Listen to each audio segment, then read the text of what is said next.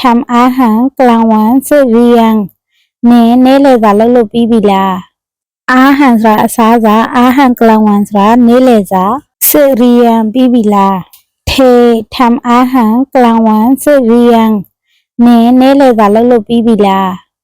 ใกล้จะเสร็จแล้วค่ะပြီးကနီးပါပြီရှင်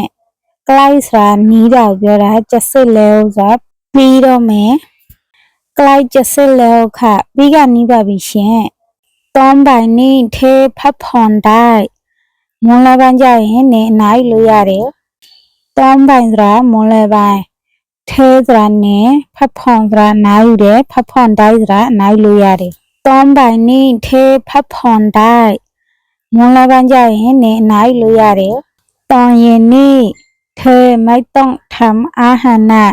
ညနေကျရင်နင်အစားတောက်မလုံးနဲ့တော့နော်ตอนเย็นဆိုတာညနေไม่ต้องทำဆိုတာမလုံးနဲ့ตอนเย็นนี้เธอไม่ต้องทำอาหารนะညနေကျရင်နင်အစားတောက်မလုံးနဲ့တော့နော်เราจะไปกินข้าวข้างนอกกันငါတို့အပြင်မှာထမင်းသားစားကြမယ်เราဆိုတာငါတို့จะไปဆိုတာသွားမယ်กินข้าวဆိုတာထမင်းစားတယ်ข้างนอกဆိုတာအပြင်